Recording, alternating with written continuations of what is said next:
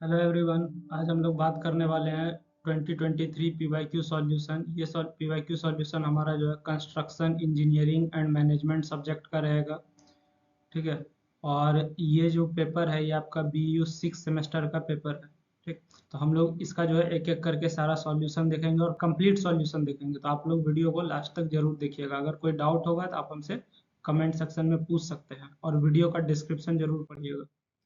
पहला क्वेश्चन आपका जो है ऑब्जेक्टिव होता है, 10 में से कोई 7 बनाना होता है। तो पहला क्वेश्चन आपके सामने है, एन एक्टिविटी इज। एक्टिविटी क्या होता है? द बिगिनिंग और end of a specified job. Activity क्या है? कोई भी काम, जॉब मतलब कोई भी काम का शुरुआत और अंत है। ठीक है। या फिर element of work entitled in the project है, movement of heavy vehicles from एक जगह से दूसरी जगह। ठीक है। Progress of work up to a certain limit. तो ये है क्या एक्टिविटी? तो एक्टिविटी हमारा एक्चुअली क्या है? एक तरह का एलिमेंट ऑफ वर्क है। ठीक है। किसी भी प्रोजेक्ट में हमारा जो है क्या है? एलिमेंट ऑफ वर्क है। यानी कि बेस्ट, मेरे अनुसार जो बेस्ट पॉसिबल आंसर होगा वो क्या होगा? ऑप्शन 2 होगा। ठीक है। दूसरा क्वेश्चन क्या कहता है? दूसरा क्वेश्चन ये कहता है, the probabilistic time is given by. Probabilistic time किससे दिया जाता है? इसमें से 4 ऑप्शन दिया, चारों में से आपको बताना कौन सा आंसर सही होगा। इसमें आपको बता दिया कि टी नॉट क्या बताता है, टीपी क्या बताता है। जैसे टी नॉट ऑप्टिमिस्टिक टाइम बताता है, टीपी पेसिमिस्टिक टाइम बताता है और टीएन मोस्ट लाइकली टाइम बताता है। तो आपको इसके अनुसार बताना है फॉर्मूला कौन सा होगा। तो हमारे अनुसार जो बेस्ट पॉसिबल आंसर है वो ऑप्शन डी है। यानी कि T not plus TP plus 4TN/6 ये हमारा सही आंसर होगा मेरे अनुसार। बाकी आप देख लीजिएगा, अगर आपको लगता है किसी भी क्वेश्चन का आंसर कुछ और होगा तो आप हमको कमेंट सेक्शन में बता सकते हैं एक वैलिड प्रूफ के साथ। ठीक है। अगर आपका बात सही रहा तो हम अपना आंसर चेंज कर लेंगे। चलिए आगे बढ़ते हैं। अगला क्वेश्चन कहता है, पर्ट रिक्वायर्स। पर्ट में क्या चाहिए? Single time estimate, double time estimate, triple time estimate, none of this. तो हमारा पर्ट में जो है ट्रिपल टाइम एस्टिमेट चाहिए होता है। पर्ट में क्या चाहिए होता है हमारा? Triple time estimate. ठीक है। उसके बाद अगला क्वेश्चन क्या हो जाएगा? अगला क्वेश्चन हमारा, विच of the following is a dummy activity. इसमें से डमी एक्टिविटी क्या है? ठीक है। Excavation foundation, laying the foundation concrete, awaiting the arrival of concrete material, curing the foundation concrete. इसमें से आपको ये बताना है कि डमी एक्टिविटी क्या है। ठीक है। डमी एक्टिविटी तो आप पढ़े होंगे सीपीएम पार्ट में, आपको ये सब चीज डिटेल में बताया गया। एक्टिविटी क्या है, रिडंडेंट एक्टिविटी, ये सब सारा चीज आपको बताया होगा। तो इसके अनुसार जो हमारा बेस्ट आंसर है वो क्या है? Awaiting the arrival of concrete material. ठीक है। कॉन्क्रीट मटेरियल के लिए आने के लिए रुकना, ये हमारा जो कोई तरह का एक्टिविटी नहीं है। ठीक है। एक्टिविटी मतलब क्या? कोई भी हम लोग जो भी काम कर रहे हैं प्रोजेक्ट से रिलेटेड, उसका जो भी पार्ट है। लेकिन अब कंक्रीट बन के नहीं आया है तो इसके लिए रुके रहना, ये हमारा क्या, कोई एक्टिविटी नहीं है। बात समझ गए? इसका बेस्ट आंसर जो मेरे अनुसार है वो हमारा क्या है? Awaiting the arrival of A concrete material. मतलब एक्टिविटी है, ये एक तरह का डमी एक्टिविटी है। समझ गए? चलिए अगला क्वेश्चन क्या कहता है, एक Gantt chart indicates. Gantt chart हमारा क्या बताता है? ठीक है। Balance of work to be done, efficiency of project work, comparison of actual progress with the scheduled progress, progress cost of. तो आपको बताना है गैंट चार्ट हमारा क्या बताता है। मेरे अनुसार गैंट चार्ट आपका क्या बताता है? Comparison of actual progress with the scheduled progress. ठीक है। तो इसका बेस्ट पॉसिबल आंसर जो मेरे अनुसार होगा वो क्या होगा? Comparison of actual progress with the scheduled progress. ठीक।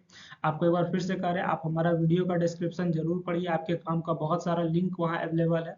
ठीक है। आपको कोई भी तरह का डाउट है तो आप हमसे पूछ सकते हैं वहाँ पे। ठीक। टेलीग्राम वगैरह का लिंक है तो वो चीज़ आपको पता चल जाएगा डिस्क्रिप्शन में। ठीक है। या फिर हम किसी तरह का अगर चेंज करना है तो वो वीडियो का डिस्क्रिप्शन में चेंज मेंशन रहेगा कि भाई ये क्वेश्चन का ये आंसर होगा। ठीक है। चलिए आगे देखिए, negative slack occurs. Negative slack कब होता है? ठीक। ये आपका काफी इंपॉर्टेंट टॉपिक है। स्लैक जो है काफी इंपॉर्टेंट टॉपिक है, उसमें भी निगेटिव स्लैक आपसे पूछा गया है। ठीक है। तो निगेटिव स्लैक जो है आपका 4 ऑप्शन दिया हुआ है। 4 में से मेरे अनुसार जो सबसे अच्छा ऑप्शन है वो हमारा क्या है? When deficiency of resources exist. जब आपका रिसोर्स का कमी होता है। ठीक है। तो वहां पे हमारा क्या देखने को मिलता है? निगेटिव स्लैक देखने को मिलता है। When deficiency of resources exist तो हमको क्या देखने को मिलेगा? निगेटिव स्लैक देखने को मिलेगा। अगला क्वेश्चन देखिए, ये क्वेश्चन जो है आपका इम्पोर्टेंट है। ठीक है। मतलब एक तरह का न्यूमेरिकल टाइप का क्वेश्चन है जो कि ऑब्जेक्टिव में पूछा गया। PERT calculation yields a project length of 60 weeks with a variance of 9 weeks. कह रहा है कि पर्ट कैलकुलेशन आपको करना है, प्रोजेक्ट लेंथ जो कि कितना दिन का प्रोजेक्ट है? 60 वीक का प्रोजेक्ट है, और वेरिएंस जो है इसमें 9 वीक दिया हुआ है। Probability factor corresponding to 95% is 1.647। 95% के लिए प्रोबेबिलिटी फैक्टर 1.647 दिया है। आपको बताना है the number of weeks required to complete the project with a probability of 95%। 95% probability के साथ आपको बताना है कि कितना सप्ताह में आपका प्रोजेक्ट कंप्लीट होगा। बात समझ गए? ठीक है, तो इसका जो फॉर्मूला होता है वो क्या होता है, z बराबर T S minus TE by sigma. ठीक है, T S minus TE by sigma. अब सवाल ये उठता है कि सिग्मा क्या है। ठीक है बाबू, ये सवाल उठता है सिग्मा क्या है हमारा। सिग्मा हमारा वेरिएंस बताता है। ठीक है, तो वेरिएंस हमको कितना दिया हुआ है क्वेश्चन में, देखिए यहाँ पे वेरिएंस ऑफ 9 वीक्स दिया हुआ है। तो सिग्मा बराबर क्या हो जाएगा, ओहो रूट अंडर वेरिएंस होता है, वेरिएंस हमको 9 दिया हुआ है, सिग्मा की वैल्यू 3 हो जाएगा। ठीक है, तो इस क्वेश्चन के अनुसार हमको क्या देखना है, जेड हमारा कितना दिया क्वेश्चन में 1.647, ये हमारा क्या हो गया, जेड हो गया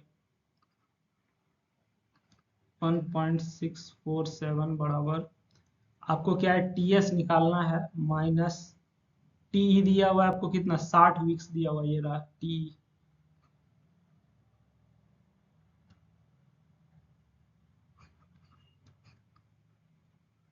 ठीक है, यहाँ से आप कैलकुलेट कर लीजिएगा, टीएस बराबर आपका कितना आएगा 1.647 इंटू 3 प्लस 60। तो मेरे अनुसार जो टीएस का वैल्यू आता है मेरे कैलकुलेटर में वो आपका कितना आता है,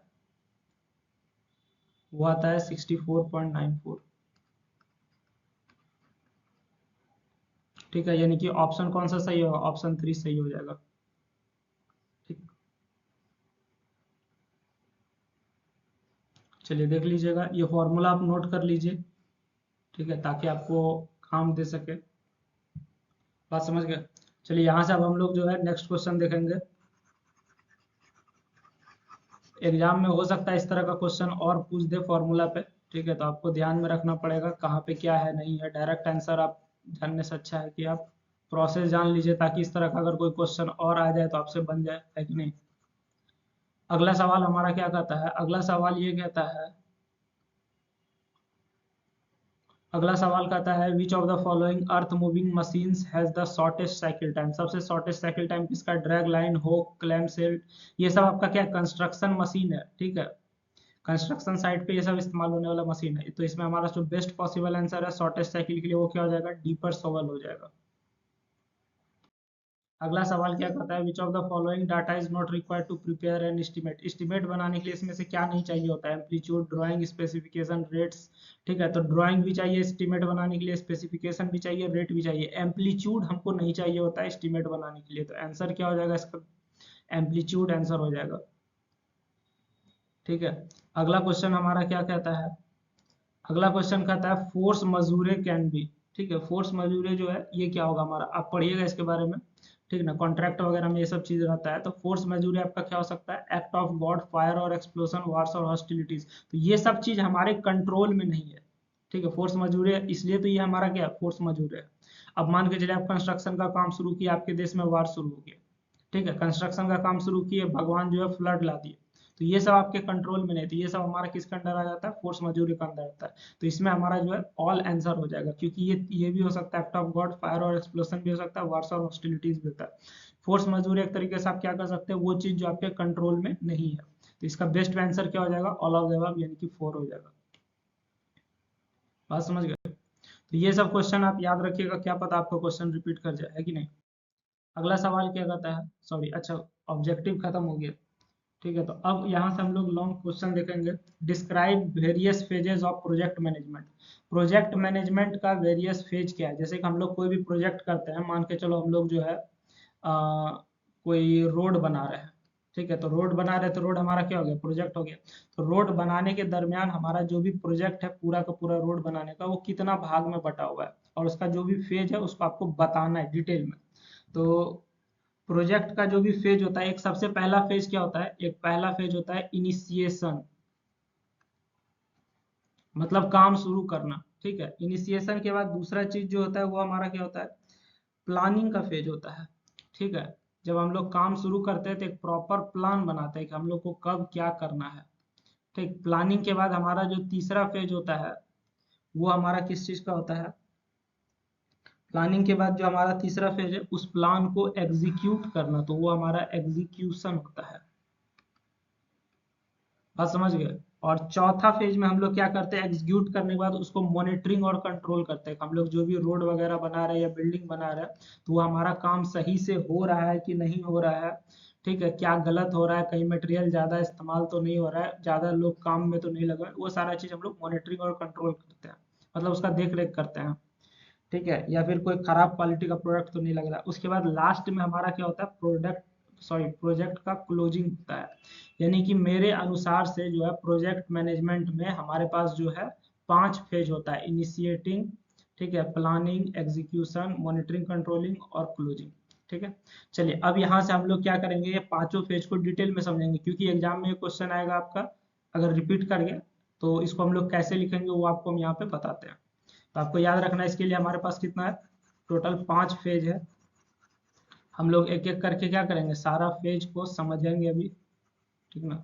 तो हमारा जो सबसे पहला फेज है वो हमारा क्या है, फेजेस ऑफ प्रोजेक्ट मैनेजमेंट में सबसे पहला फेज है हमारा इनिशिएशन, ठीक है। अब देखिए कि इनिशिएशन फेज में हमारा क्या क्या चीज आता है। इनिशिएशन फेज में हम लोग देखते हैं कि हम लोग क्या करते हैं, इसमें हम लोग project objectives and feasibility are defined. Project का ऑब्जेक्टिव मतलब जो भी हम प्रोजेक्ट कर रहे हैं उसका मकसद क्या है, जैसे हम रोड बना रहे हैं तो रोड का हमारा मकसद क्या है, तो वो चीज हमारा क्लियर होना चाहिए। या फिर अगर हम बिल्डिंग बना रहे हैं तो बिल्डिंग किस मकसद से बना रहे हैं, क्या वो हॉस्पिटल के लिए बना रहे हैं या स्कूल के लिए बना रहे हैं या रहने के लिए बना रहे हैं, तो वो आपका ऑब्जेक्टिव क्लियर होना चाहिए, ठीक है। और ये कितना समय में होगा वो सारा चीज आपका, या फिर ये बिल्डिंग बनेगा कि नहीं बनेगा वो सारा चीज आपका स्टार्टिंग में क्लियर हो जाना चाहिए। तो ये है इनिशिएशन फेज, मतलब जिसको आप कहते हैं ना कि आइडिया आया है, वो आइडिया आया है और उस पर चर्चा चल रहा है, वो है इनिशिएशन फेज। उसके बाद stakeholders are identified and the project charter is prepared. उसके बाद हम लोग देखते हैं कि ये होगा कैसे कैसे, कौन बनाएगा, वो सारा चीज इसमें इनिशिएशन फेज में तय कर लिया जाता है। जैसे मान के चलो सरकार के मन में आया कि यहाँ पे हमारा जो खाली जगह है, खाली जगह पे हमको क्या करना है, कुछ बनाना है, ठीक है। तो क्या बनाना है, ऐसा करो यहाँ पे जो है एक स्कूल बना दो, सॉरी ये एक खाली जगह है गांव में, यहाँ पे ऐसा करो कि एक हॉस्पिटल बना दो। बात समझ में आ रही है। तो ये जो मन में आया ये हमारा कि ये सब क्या इनिशिएशन फेज, जिसमें हम लोग ये सब सोच रहे हैं, ठीक है। उसके बाद सोचने के बाद ये भी सोचेंगे ना, चलो यहाँ पे अगर हॉस्पिटल बन रहा है तो ये हॉस्पिटल कौन सा कंस्ट्रक्शन वाला बनाएगा, ठीक है। तो हम लोग स्टेक होल्डर्स वगैरह डिफाइन करते हैं। उसके बाद हम लोग यहाँ पे देख लेते हैं कि इनिशिएशन फेज में हम लोग तय कर लेते हैं कि हमारे पास जो है कि एक डिफाइंड पर्पस है कि नहीं है। बात समझ में आ रही है। तो ये सारा चीज हमारा इनिशिएशन फेज में तय हो जाता है, हमको वहां पे क्या करना है, कैसे करना है, ठीक है, कौन बनाएगा, वो सारा चीज यहाँ पे तय हो जाता है। या फिर जिस ऑर्गेनाइजेशन को हम लोग दे रहे हैं वो इस चीज को पूरा कर पाएगा कि नहीं कर पाएगा, वो सब चीज यहाँ पे तय हो जाता है। उसके बाद हमारा इनिशिएशन फेज के बाद होता है हमारा क्या, प्लानिंग फेज, ठीक है। तो उसके बाद हम लोग बैठ के प्लान बनाते हैं कि यहाँ पे जैसे अगर हॉस्पिटल बनाना है तो वो कैसे कैसे बनाएंगे, ठीक ना। तो प्लानिंग फेज में हम लोग क्या तय करते हैं, ए detailed project plan is created, ठीक है, कि हम लोग उसको कैसे बनाएंगे उसका पूरा प्लान बनाया जाता है। उसमें हम लोग जो है क्या क्या टास्क होगा, कितना टाइम में कौन सा काम करना है, ठीक है। जैसे कि मान के चलो अगर बिल्डिंग बनाना है तो पहला फ्लोर कब ढलना है, ठीक है, फाउंडेशन का काम कब से शुरू करना है, क्या क्या मटेरियल लगेगा, कितना खर्चा आएगा, वो सारा चीज हम लोग प्लानिंग कर लेते हैं। उसके बाद रिस्क मैनेजमेंट स्ट्रेटजीज डेवलप किया जाता है, हमारा जो ये काम होगा तो इसमें क्या क्या रिस्क है, ठीक है। जैसे मान के चलो अगर तुम बिल्डिंग बना रहे हो, ठीक ना, और आसपास तुम्हारा क्या कॉलोनी है, मतलब रेसिडेंशियल कॉलोनी है, लोग रहते हैं। अगर तुम दिन में कंस्ट्रक्शन का काम करोगे तो भैया दिक्कत हो सकता है। या फिर अगर तुम्हारे आसपास जो है स्कूल है, तो अगर तुम कंस्ट्रक्शन का काम करोगे तो आवाज की वजह से डिस्टरबेंस हो सकता है। या फिर अगर वहां पे अर्थक्वेक का प्रॉब्लम है, तो वो सारा चीज जो भी तरह का रिस्क है वो सब हम लोग इसमें कैलकुलेट कर लेंगे प्लानिंग फेज में ही, ठीक है। Communication plans and stakeholders engagement strategies are also formulated. उसके बाद कैसे कैसे प्लान बनेगा, कैसे कैसे काम होगा, ठीक है, कौन क्या काम करेगा, किस मटेरियल का कॉन्ट्रैक्टर कौन रहेगा, ठीक है, इलेक्ट्रिफिकेशन कौन करेगा, वो सारा चीज हमारा जो है प्लानिंग फेज में तय हो जाता है। तो इनिशिएशन फेज में आइडिया आता है, प्लानिंग फेज में हम लोग उसके बारे में डिटेल लिखित तैयार करते हैं कि कब कौन सा कैसे काम होगा और क्या क्या लगेगा, ठीक है। इसके बाद जो हमारा तीसरा फेज आता है वो हमारा एक्सिक्यूशन फेज। एक्सिक्यूशन फेज में हम लोग क्या करते हैं, प्रोजेक्ट को एग्जीक्यूट करते हैं, ठीक है। अब जो प्लान बना चुके हैं तुम ऑलरेडी, उस प्लान के अनुसार अब काम करवाने का समय आ गया है, ठीक है। तो एग्जीक्यूशन फेज में क्या आता है, प्रोजेक्ट एग्जीक्यूट करता है टास्क को। जैसे कि मान के चलो अगर तुमको बिल्डिंग बनाना है, सबसे पहला टास्क क्या होगा, फाउंडेशन का काम। तो सबसे पहले हम लोग जो है सर्वेइंग करके फाउंडेशन करना शुरू करेंगे, तो एक एक करके एक्सक्यूशन फेज में वो सारा काम स्टार्ट हो जाता है। उसके बाद जो भी रिसोर्सेज है उसको एलोकेट किया जाता है, प्रोजेक्ट एक्टिविटी को मॉनिटर वगैरह किया जाता है, ठीक है। और देखा जाता है कि सही से क्वालिटी मेंटेन किया जा रहा है कि नहीं किया जा रहा है। जैसे मान के चलो अब तुमको जो है प्रोजेक्ट जो है बहुत जल्दबाजी में कर रहे हो, तो हो सकता है जल्दबाजी में तुम काम सही से ना करो, तो ये सारा चीज एक्सक्यूशन फेज में देखा जाता है। उसके बाद हर चीज का रेगुलर अपडेट किया जाता है और एक रिपोर्ट बनाया जाता है, ठीक ना, ताकि हमको पता चल सके कि हमारा जो भी काम हो रहा है वो सही से हो रहा है कि नहीं हो रहा है और कहाँ तक काम पहुंचा है, ठीक। ये हो गया एक्सक्यूशन फेज। इसके बाद हमारा आता है मॉनिटरिंग फेज, ठीक है। Monitoring and controlling phase. Monitoring and controlling phase में हमारा क्या होता है, हम लोग देखते हैं काम हमारा सही से हो पा रहा है कि नहीं हो पा रहा है, ठीक है। तो इसमें हम लोग कंटिन्यूअस ओवरसाइट, मतलब हम लोग लगातार देखते हैं कि हमारा काम सही से हो रहा है कि नहीं हो रहा है। Is maintain to ensure the project is on track, ठीक है। उसके बाद क्या कहता है, key performance indicator. Key performance indicator ये याद रखिएगा, इसका फुल फॉर्म ऑब्जेक्टिव में आपसे पूछ सकता है या वाइवा में पूछ सकता है। तो की परफॉर्मेंस इंडिकेटर्स के अनुसार हम लोग क्या करते हैं, ट्रैक करते हैं, और जो भी करेक्टिव एक्शन है वो सब चीज हम लोग लेते हैं, भैया ये चीज ऐसे नहीं ऐसे होना चाहिए, ये तुम गलती कर रहे हो इसको सुधार करो, ये काम नहीं होना चाहिए, वो सब चीज हम लोग इसमें बताते हैं, ठीक है। उसके बाद हम लोग देखते हैं कि हमारा जो है कॉस्ट, मतलब जितना खर्चा था उसी खर्चा के अनुसार काम हो रहा है कि नहीं, खर्चा बढ़ तो नहीं रहा है, ठीक है। वो सारा चीज हम लोग देख लेते हैं। शेड्यूल्स भी मिला लेते हैं, हमारा जो है मान के चलो अगर ये हो गया कि अक्टूबर तक हमारा जो है फाउंडेशन का काम क्लियर हो जाएगा, तो अक्टूबर खत्म हो गया, फाउंडेशन का काम हुआ कि नहीं हुआ। नवंबर में हमारा जो है फर्स्ट फ्लोर ढला जाएगा, नवंबर तक में फर्स्ट फ्लोर हुआ कि नहीं हुआ। तो ये सारा कॉस्ट शेड्यूल वगैरह वगैरह भी हम लोग मॉनिटरिंग में चेक कर लेते हैं। बात समझ में आ गई। तो यहाँ के बाद हम लोग जो है अगला फेज में जाएंगे। अगला फेज में हमारा क्या आता है, वो है हमारा क्लोजिंग फेज, मतलब आपका प्रोजेक्ट का सारा काम हो गया, प्रोजेक्ट को क्लोज करने का समय आ गया है, ठीक है। तो उसमें हम लोग जो है फाइनल डिलीवरी देख लेते हैं। जैसे कि हैंड ओवर से पहले हमको देखना पड़ेगा ना कि जैसे हमने जो बिल्डिंग बनाया है, तो प्रत्येक रूम में हमारा फिनिशिंग सही से हुआ है कि नहीं, कोई लीकेज तो नहीं है, ठीक है। बिजली बत्ती का तार सही से गया कि नहीं, पानी सही से नल में आ रहा है कि नहीं आ रहा है, ठीक है। पेंट झड़ तो नहीं रहा है, तो वो सारा चीज हम लोग फाइनल डिलीवरी के समय चेक कर लेंगे, किसमें, क्लोजिंग फेज में। बात समझ गए। उसके बाद डॉक्यूमेंटेशन कंप्लीट किया जाता है। जब आप हैंड ओवर कर रहे हैं तो आपको पूरा कागज पत्र हैंड किया जाएगा, भाई आपके शर्त के अनुसार हम सारा काम कर दिए हैं, मेरा सारा पैसा क्लियर हो जाना चाहिए, ठीक है। उसके बाद लेसन्स लर्न एंड रिकॉर्डेड भी लिखा जाता है कि हम लोग जो है जब ये प्रोजेक्ट कर रहे थे तो ऐसा नया क्या सीखने को मिला, उसमें क्या क्या हम लोग सुधार किए, क्या गलती आगे नहीं करना, वो सारा चीज में रिकॉर्ड किया जाता है। उसके बाद जो प्रोजेक्ट का रिसोर्स है उसको रिलीज किया जाता है, ठीक है। This phase ensures that the project is formally close. और ये फेज आपका क्या बताता है कि प्रोजेक्ट आपका जो है अब पूर्ण रूप से हो गया। क्लोजिंग फेज में आप हैंड ओवर कर दिए, मतलब अब जो है आप इस बिल्डिंग का इस्तेमाल कर सकते हैं, ठीक ना। और अगर कॉन्ट्रैक्ट में लिखा है मेंटेनेंस, तो बीच बीच में अगर कुछ खराब होगा तो हम आप मेंटेनेंस करेंगे, लेकिन अगर कॉन्ट्रैक्ट में मेंटेनेंस नहीं लिखा हुआ है तो अब बिल्डिंग आपके हाथ में होगी, अब आप अपना जानिए। चलिए अगला क्वेश्चन क्या कहता है, describe in brief the basics of slip forming for tall structures. Tall structures के लिए स्लिप फॉर्मिंग आपको डिस्क्राइब करना है, ठीक है। तो अब सवाल ये होता है सबसे पहले कि सर स्लिप फॉर्मिंग होता क्या है।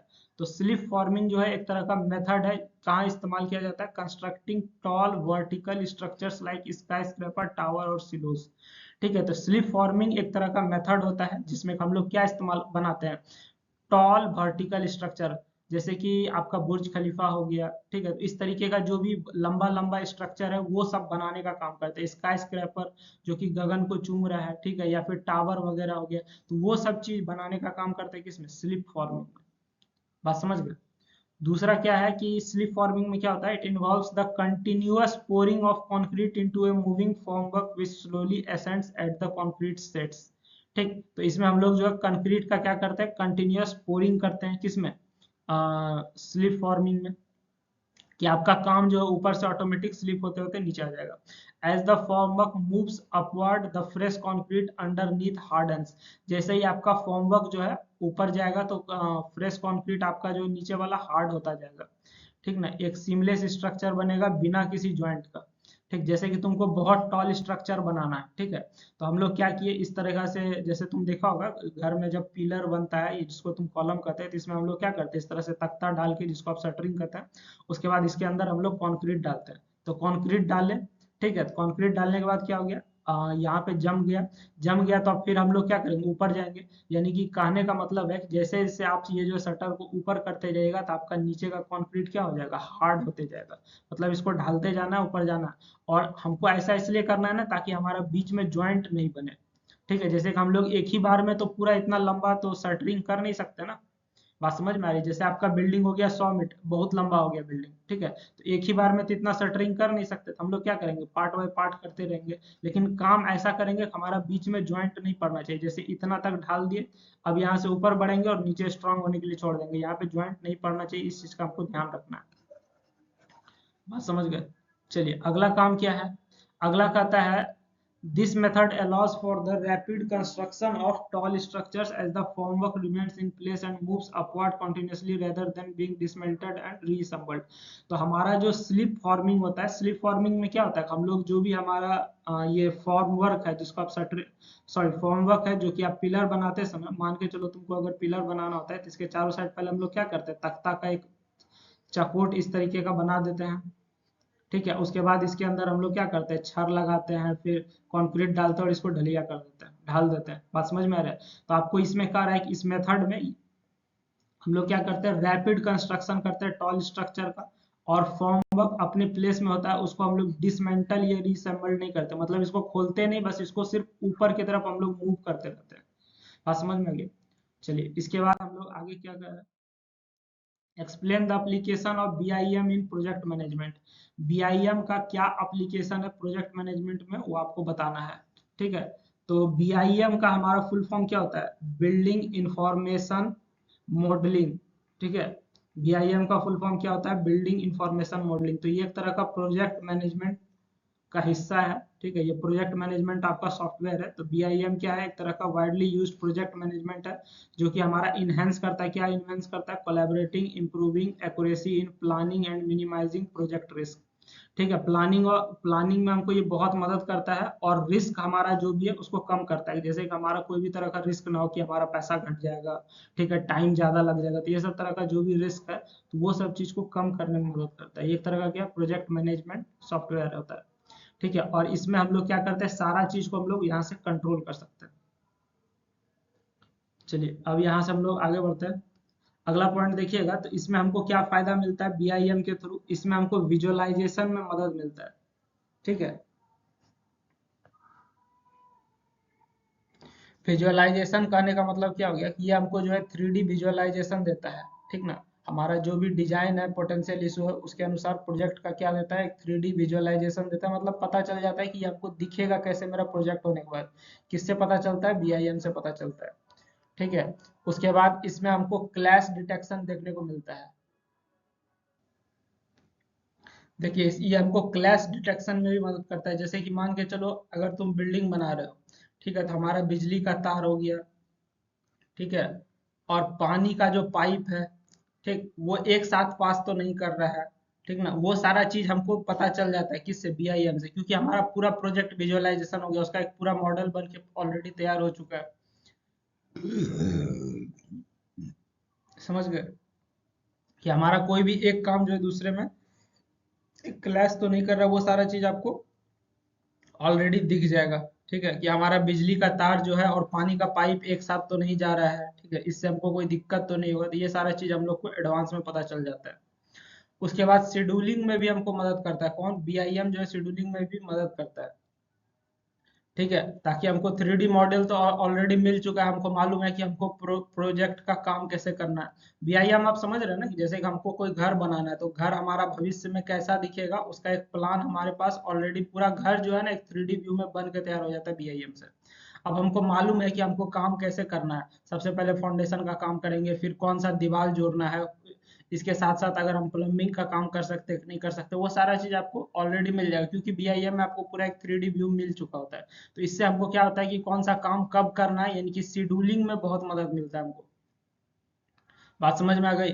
ठीक है, उसके बाद हमको किस में मदद मिलता है, कॉस्ट एस्टिमेशन में। कॉस्ट एस्टिमेशन में हमको क्या मिलता है कि हमको जो है वो दिख जाता है कि कहाँ पे कौन सा खर्चा आने वाला है। ठीक है, जिससे हमको बजट बनाने में और बिल्डिंग को फोरकास्ट करने में हमारा जो है कितना पैसा किस में लगेगा, किस में कितना मटेरियल लगेगा, वो सारा चीज इसमें क्लियर पता चल जाता है।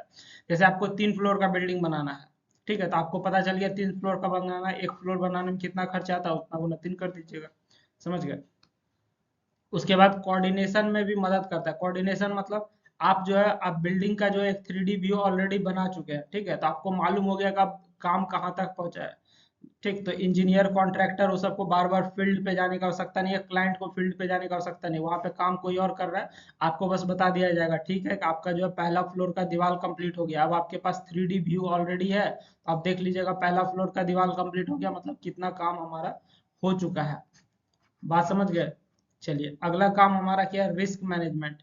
ठीक है, तो हमारा जो है बीआईएम से रिस्क मैनेजमेंट में भी हमको बहुत मदद मिलता है। ठीक है, ताकि हम लोग ये देख सके कि हमारा जो प्रोजेक्ट में हमारे पास जो है क्या क्या तरह का नुकसान है या क्या क्या तरह का हमारा खतरा है, कितना टाइम में कौन काम होगा कि नहीं होगा, वो सारा चीज हमको उसमें पता चल जाता है बीआईएम के थ्रू। ठीक है, life cycle management. Life cycle management क्या होता है, आपका जो भी प्रोजेक्ट का काम हुआ है, ठीक है, प्रोजेक्ट का पूरा लाइफ साइकिल, ठीक, जहाँ पे आपका प्रोजेक्ट का प्लानिंग शुरू हुआ था, डिजाइनिंग, कंस्ट्रक्शन, वो सारा जो भी हमारा लाइफ साइकिल है, मतलब किस समय कौन सा काम करना था, वो सारा चीज हमको जो है क्लियर दिख जाता है। सबसे पहले हमको अगर प्रोजेक्ट स्टार्ट करना है तो बिल्डिंग का हम लोग जो है 3D व्यू बीआईएम से बना लिए, तो उसके बाद हम लोग क्या करेंगे, प्लानिंग करेंगे, कितना मटेरियल लगेगा, कौन सा मटेरियल लगाना है, वो सारा प्लानिंग कर लेंगे। प्लानिंग के बाद उसका डिजाइनिंग का काम स्टार्ट हो जाएगा, फिर हम लोग कंस्ट्रक्शन शुरू करेंगे। ठीक है, तो वो सारा चीज हमको बीआईएम से मिल जाता है। तो ये सब हो गया बीआईएम का फायदा हो गया। अगला क्वेश्चन क्या कहता है, what are the safety measures to be construct consider in construction site. Construction site में जहाँ पे हमारा काम चलता है कंस्ट्रक्शन का, वहाँ पे क्या क्या सेफ्टी देखना चाहिए। तो आपको हम बताते हैं कि हमारा जो भी सेफ्टी है कंस्ट्रक्शन साइट पे, वो हमारा कौन कौन सा तरह का सेफ्टी हो सकता है, ताकि हमारा जो है किसी भी इंसान के या फिर किसी को भी वहां पे कोई तरह का नुकसान ना हो। तो सबसे पहला हमारा क्या है, use of personal protective equipment, जिसको आप पीपीई किट कहते हैं। ठीक है, पीपीई किट मतलब आपको पर्सनली कोई नुकसान ना हो उसके लिए आपका एक प्रॉपर ड्रेस टाइप का होगा, जैसे कि आपके पास हेलमेट होना चाहिए। ठीक है, आंख में कुछ पड़े नहीं तो सेफ्टी ग्लास होना चाहिए। हाथ में हमारा कोई भी तरह का खरोच नहीं आए तो उसके लिए ग्लव्स होना चाहिए। पैर में हमारा कुछ गड़े नहीं तो बूट होना चाहिए। ठीक है, आपके पास जो है अगर रात में हमको देखना है, ठीक है, या फिर हमारा जो एक पहचान होना चाहिए कि कौन सा चीज का स्टाफ है, तो आपके पास एक प्रॉपर वेस्ट होना चाहिए। ठीक है, तो ये हमारा सेफ्टी के लिए हो गया। दूसरा हमारा क्या है, सेफ्टी के लिए हम लोग क्या करेंगे, site training and safety drills, कि हमारा जो भी कंस्ट्रक्शन साइट है वहां पे कैसे रहना है नहीं रहना है, तो हमारा सेफ्टी क्या होगा नहीं होगा, तो उसके लिए हम लोग जो है इसके एक प्रॉपर ट्रेनिंग करेंगे। वर्कर्स मस्ट अंडर गो प्रॉपर सेफ्टी ट्रेनिंग। वर्कर को क्या करना पड़ेगा, एक प्रॉपर सेफ्टी ट्रेनिंग देना पड़ेगा। ठीक है, जिसमें हमारा जो है emergency procedures and correct use of equipment वगैरह वगैरह इसमें रहेगा, कि हमको जो है किस कौन सा इक्विपमेंट कैसे इस्तेमाल करना है। इमरजेंसी हो गया तो उस समय हम लोग क्या करने वाले हैं इमरजेंसी के समय में। ठीक है, या फिर अगर मान के चलो काम करते समय किसी का हाथ कट गया, ठीक है, या फिर खून निकल रहा है, कोई चोट लग गया, तो उसमें क्या करना चाहिए, वो सारा चीज हम लोग उसको बताते हैं। ठीक ना, या फिर किस मशीन को कैसे ऑपरेट करना है कि नुकसान नहीं, वो सारा चीज इसमें हम लोग बताते हैं। तीसरा हमारा क्या है, regular inspection, conduct regular safety audits and equipment inspection. मतलब आपका जो है सेफ्टी हो रहा है कि नहीं हो रहा है, उसके लिए आपको एक रेगुलर वे में ऑडिट वगैरह करना है और इक्विपमेंट सबको चेक करते रहना है। बात समझ गए। ठीक ना। चौथा हमारा क्या है, साइनेज एंड बैरियर्स। ठीक,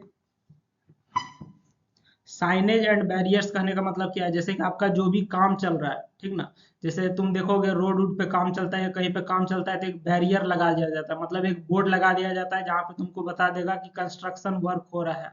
ठीक है, या फिर आगे जो है खतरा है, तो इस तरह का बोर्ड लगा दिया जाता है या बैरियर वगैरह लगा दिया जाता है, ताकि लोग दूर से ही देख के पहचान ले कि वहाँ पे क्या होने वाला है। ठीक है, तो वो चीज हम लोग क्या करेंगे, कंस्ट्रक्शन साइट पे सुरक्षा के लिए वहां पे साइन लगा देंगे या बैरियर वगैरह लगा देंगे, ताकि किसी भी इंसान को अनजाने में गलती ना हो, पता आपको लग जाए।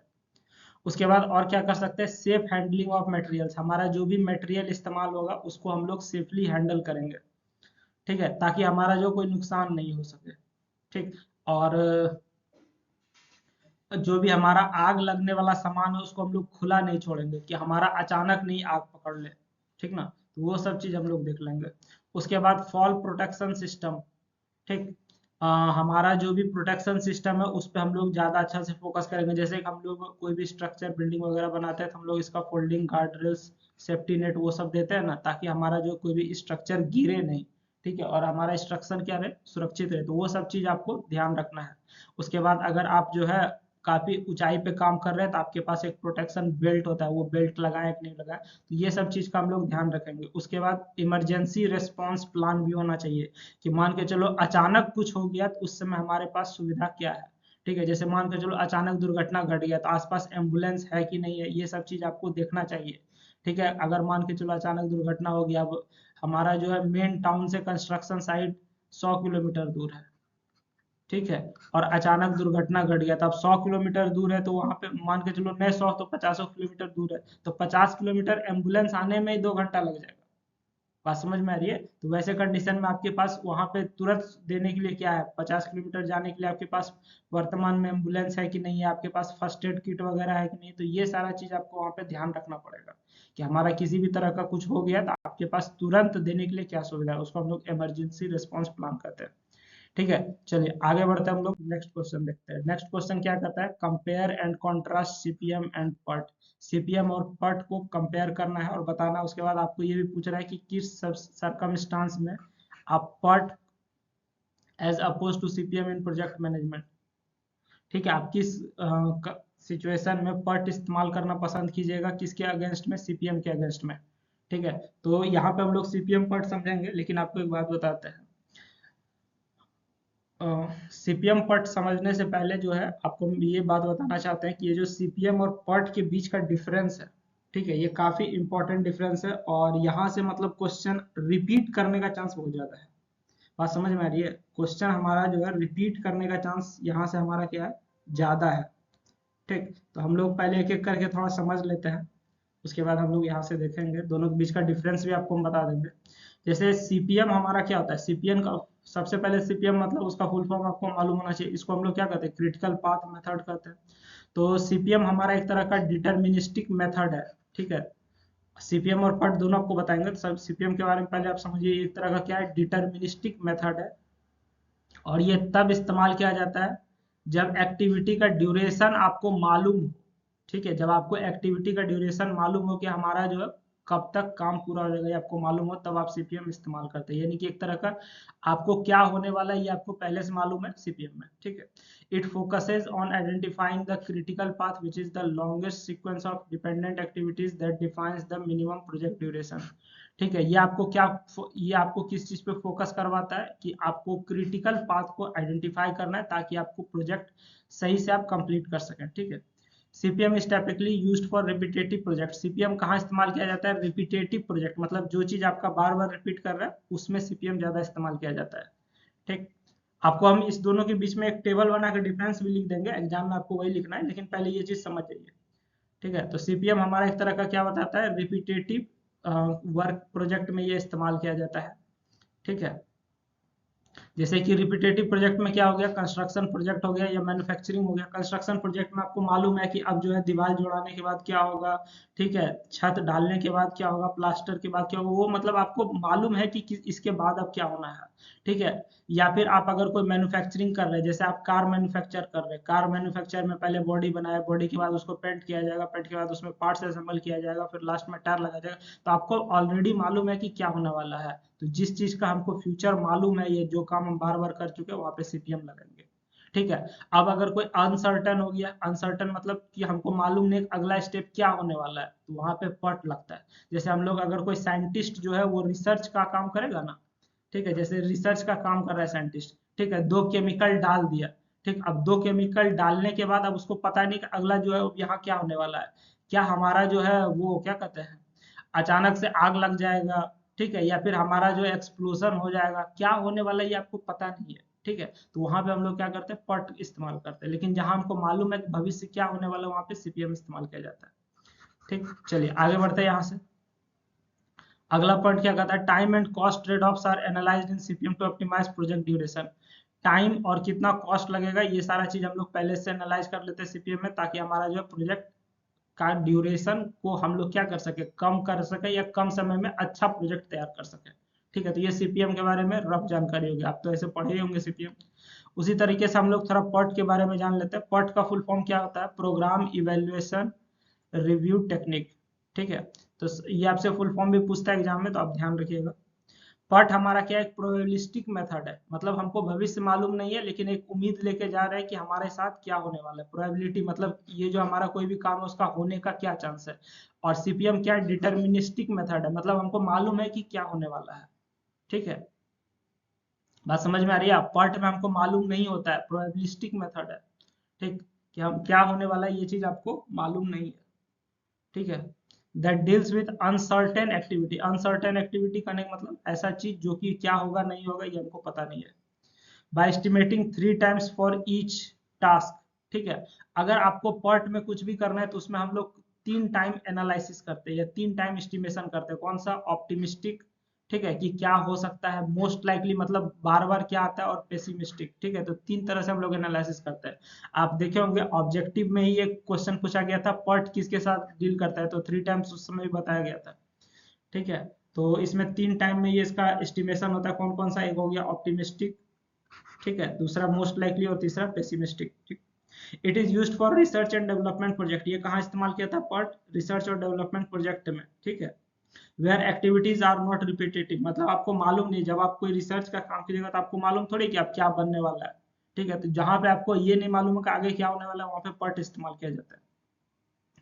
जहां पे हाई लेवल ऑफ अनसर्टेनिटी का मतलब आप समझ जाइए, आपको पता चल जाएगा। अनसर्टेनिटी मतलब भविष्य आपको नहीं पता है। ठीक है, PERT emphasizes the uncertainty in project time by calculating expected time। ठीक है, आपको जो है हर चीज का एक्सपेक्टेड टाइम बताया जाता है, एग्जैक्ट टाइम नहीं बताया जाता है। ठीक, जैसे कि आपको मान के चलिए CPM के थ्रू आप कोई दीवार जोड़ रहे हैं।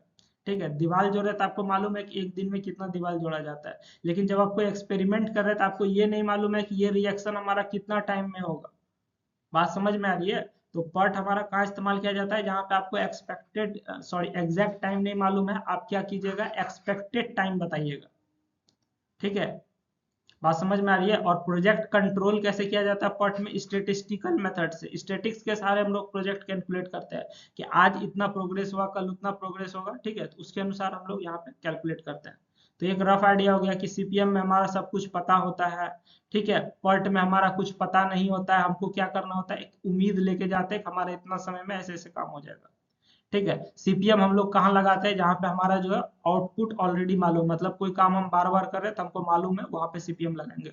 PERT मतलब कोई काम हम पहली बार कर रहे हैं तो वहां पे आप PERT लगा सकते हैं। ठीक है, ताकि हमको भविष्य का पता ना हो तो ऐसे में PERT लगाएंगे। अब आइए एग्जाम में अगर डिफरेंस पूछेगा तो कैसे लिखना है। ठीक, तो एग्जाम में डिफरेंस पूछेगा, स्वाभाविक आप टाइटल बना, ये टेबल बना के लिखिएगा।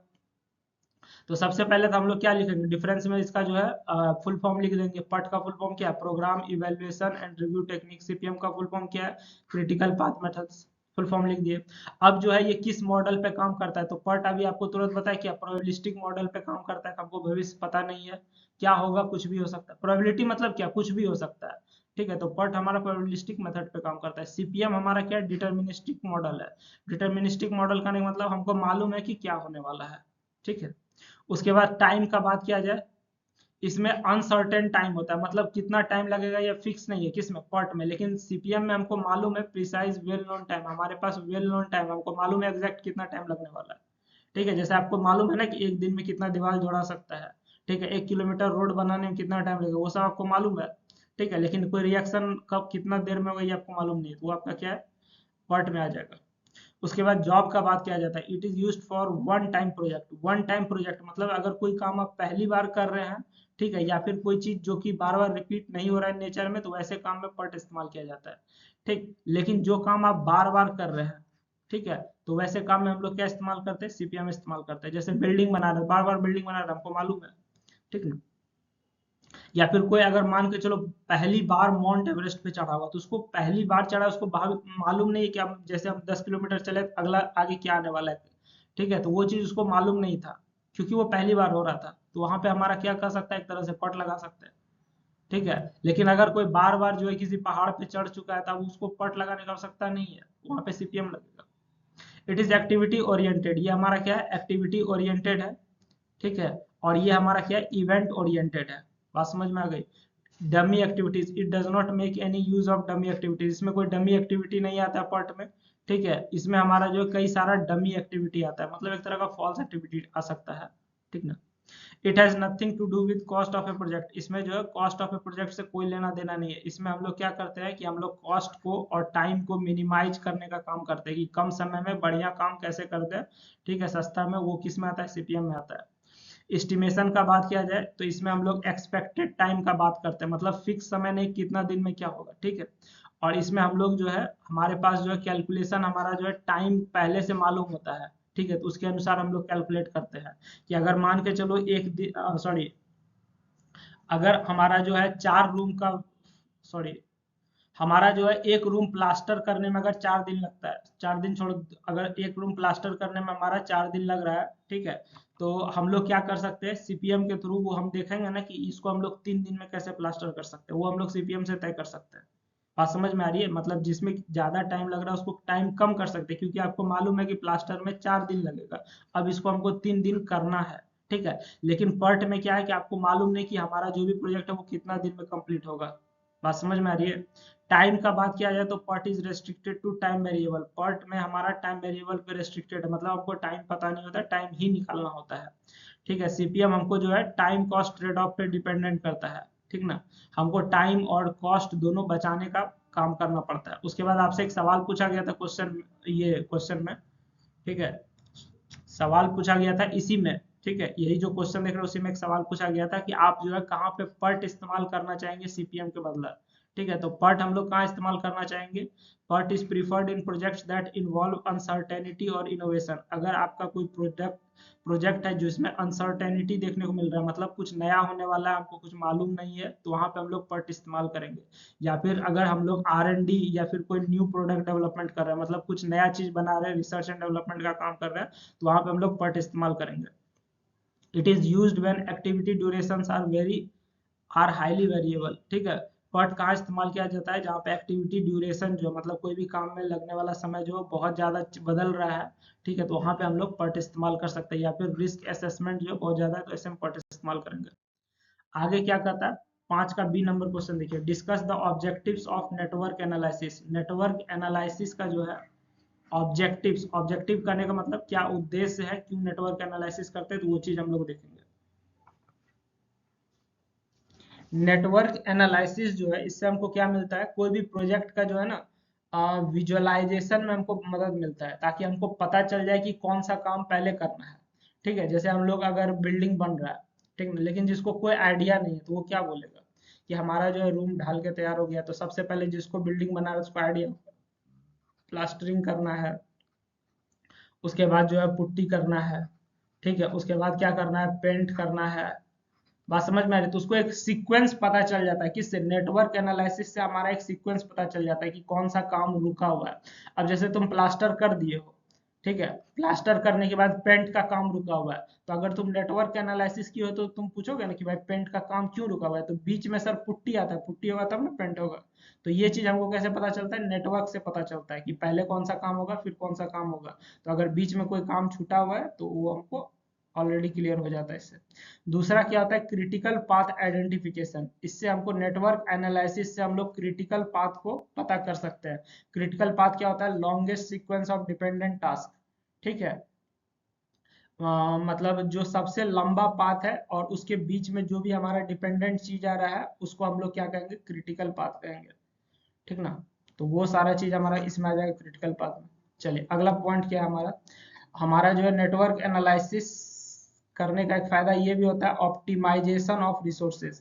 अगर आप नेटवर्क एनालिसिस कर चुके हैं तो आपको पता चल जाएगा कि कब कौन सा रिसोर्स लगाना है। जैसे कि मान के चलो नेटवर्क एनालिसिस किए हुए और तुमको मालूम है कि कल हमारा जो है जो भी कंस्ट्रक्शन का काम होगा उसमें लेबर ज्यादा लगेगा, तो तुम एडवांस में लेबर बुला लोगे सिर्फ एक दिन के लिए। जैसे हम लोग जब घर का ढलैया करते हैं तो हम लोग क्या करते हैं, ढलैया के दिन लेबर मिस्त्री ज्यादा लगता है, तो सिर्फ उस दिन के लिए हम लोग क्या करते हैं, एक्स्ट्रा लेबर बुला लेते हैं, ठीक है। क्या हो सकता है, ये चीज हमको कैसे पता चलता है, नेटवर्क एनालिसिस से पता चलता है। अब जो अगला काम होने वाला है उसमें ज्यादा सामान लगेगा, ज्यादा इंसान लगेगा, वो सब चीज पहले क्लियर हो जाता है, किसके थ्रू, नेटवर्क एनालिसिस के थ्रू। उसके बाद नेटवर्क एनालिसिस से फायदा क्या होता है, प्रोजेक्ट मैनेजमेंट में बहुत मदद मिलता है। प्रोजेक्ट में भी क्या, टाइम मैनेजमेंट में, ठीक है। आपको मालूम है कि जैसे हम अगर नेटवर्क एनालिसिस किए ना तो हमको मालूम है कि अगर एक काम जो है एक काम एक्स वाई है, ठीक है, तो हम एक साथ हम लोग क्या कर सकते हैं, दो काम करवा सकते हैं, ठीक ना। ये एक साथ हम लोग जो एक से अधिक काम करवा सकते हैं अगर आप नेटवर्क एनालिसिस सही से जानते हैं तो। ठीक, देखो हम जो भी चीज आपको बता रहे हैं ना, हम ये मान के चल रहे हैं कि आप ये सब्जेक्ट पहले से पढ़ चुके हैं और यहाँ पे आए हैं देखने के लिए सिर्फ पीवाईक्यू। ठीक, लेकिन अगर तुम पहली बार यहीं पे सीख रहे हो या पढ़ रहे हो तो भैया तुमको थोड़ा दिक्कत होने वाला है, समझ गए, क्योंकि बहुत सारे टर्म हम बेसिक तो आपको बता थोड़ी रहे हैं। उसके बाद जो है नेटवर्क एनालिसिस से रिस्क मैनेजमेंट में मदद मिलता है, ठीक है। रिस्क मैनेजमेंट करने का मतलब जो है जैसे कि भविष्य में क्या होने वाला है, कहाँ पे हमारा जाके काम फंस जाएगा। जैसे हमारा जो है कभी कभी सुनोगे अचानक कंस्ट्रक्शन का काम रुक गया, तो क्यों रुक गया आपको अगर पहले से मालूम है, ठीक है, तो आप उसको क्या कीजिएगा, नेटवर्क एनालिसिस से कम कीजिएगा। जैसे कि मान के चलो तुमको मालूम है कि 2 दिन के बाद जो है हमारा प्लास्टर होने वाला है और प्लास्टर में हमको सीमेंट लगेगा, अब तुम्हारा सीमेंट का स्टॉक जो है खत्म हो रहा है, तो तुम इस सीमेंट एडवांस में मंगाओगे ना।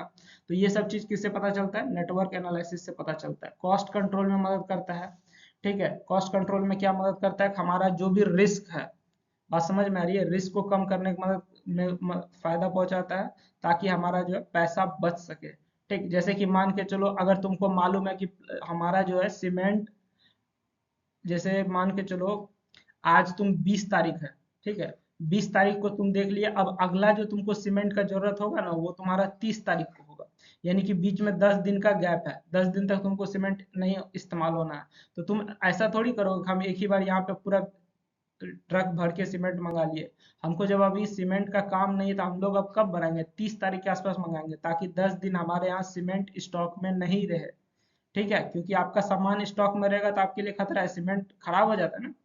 ठीक ना, तो हम लोग यहाँ पे क्या करेंगे, कॉस्ट कंट्रोल कैसे कर सकते हैं, कि हम लोग को किस समय कौन सा सामान चाहिए उसी समय सामान मंगाएंगे, जो खराब होने वाला सामान है। कॉस्ट कैसे कंट्रोल होगा, कि जो भी खराब होने वाला सामान है हम लोग एडवांस में नहीं मंगाएंगे, जब हमको मालूम है कि किस डेट में कौन सा काम होने वाला है नेटवर्क एनालिसिस के थ्रू, तो हम लोग उस डेट के पहले वो खराब होने वाला सामान मंगाएंगे। बात समझ में आ गया।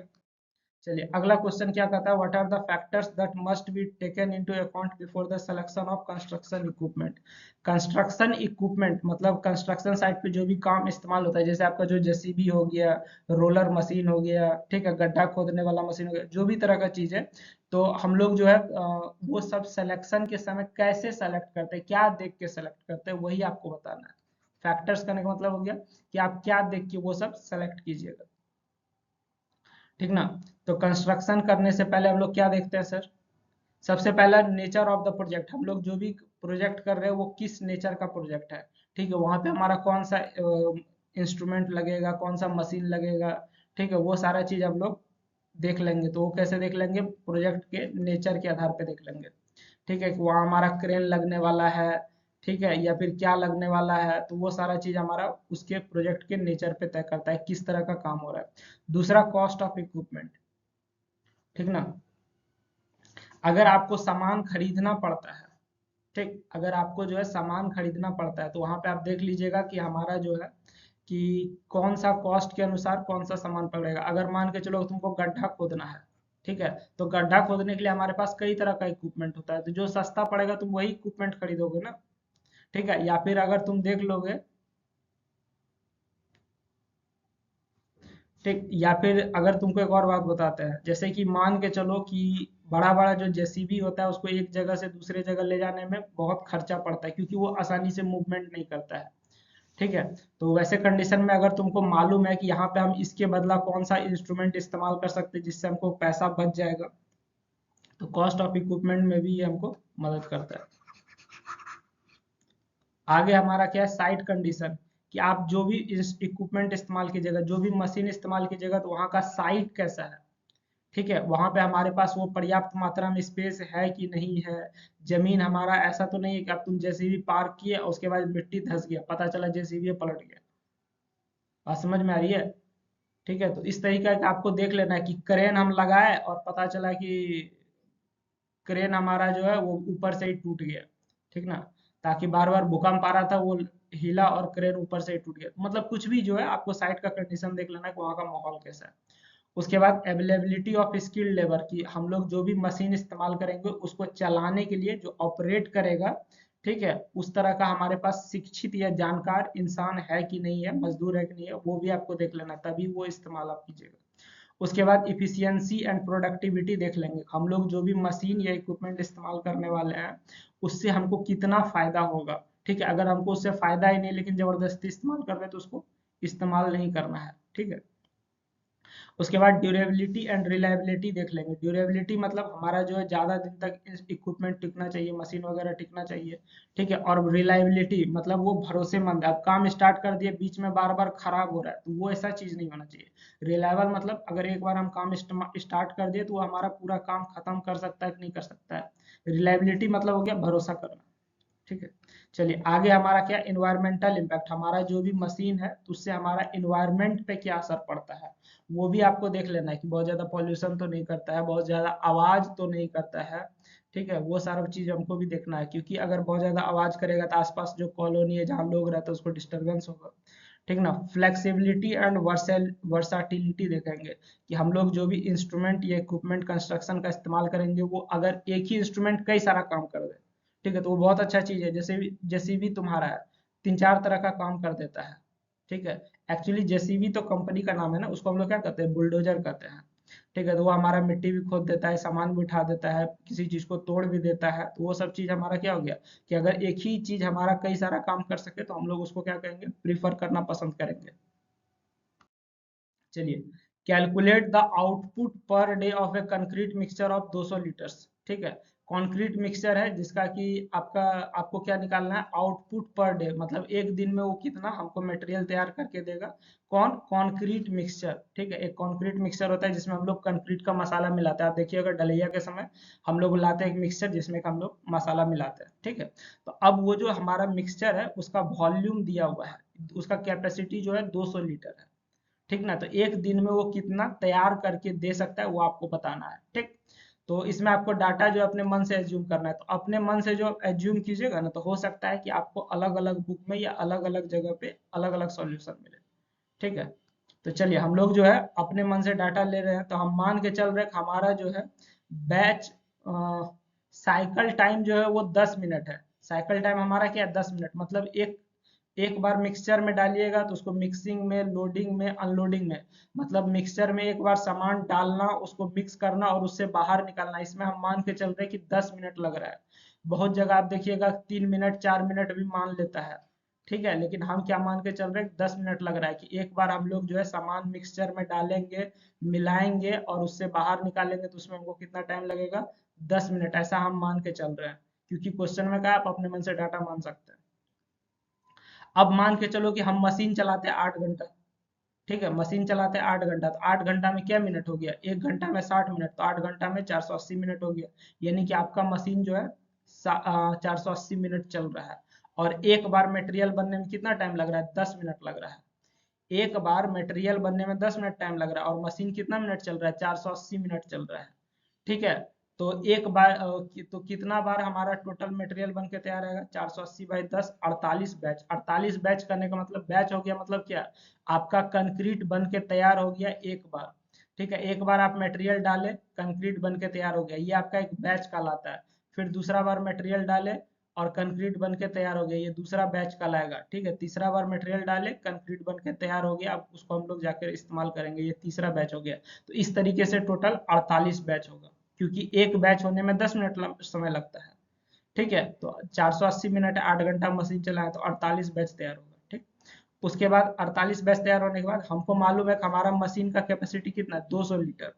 ठीक है, वॉल्यूम को यहाँ लीटर में दिखाया गया है, समझ गए, तो हमारा मशीन का कैपेसिटी कितना है, 200 लीटर है।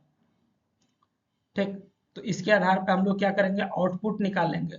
मतलब हमारा जो है 200 लीटर, एक बार में 200 लीटर बन सकता है और हम लोग कितना बार बना रहे हैं, 48 बार बना रहे हैं, तो हम लोग टोटल कितना बनाएंगे, 9600 लीटर बनाएंगे। बात समझ में आ रही है, जैसे हम लोग एक बार में 200 लीटर बना सकते हैं क्योंकि हमारा जो मशीन का क्षमता 200 लीटर का है, और हम कितना बार बना रहे हैं, 48 बार बना रहे हैं, तो हम लोग जो है टोटल एक दिन में कितना बार बनाएंगे, 9600 लीटर तैयार करेंगे कंक्रीट। ठीक है, तो 9600 लीटर मतलब क्या हो गया, 9.6 क्यूबिक मीटर, ये हमारा क्या हो जाएगा, आउटपुट हो जाएगा। बात समझ में आ रही है, इसमें हम बहुत सारा चीज कंसीडर नहीं किए, जैसे हम लोग जो है मिक्सचर का इफिशियंसी नहीं लिए हैं। मिक्सचर का इफिशियंसी कहने का मतलब जो है, हम मान के चल रहे हैं कि हमारा जो है बार बार मिक्सचर जो है एक ही स्पीड से काम करेगा।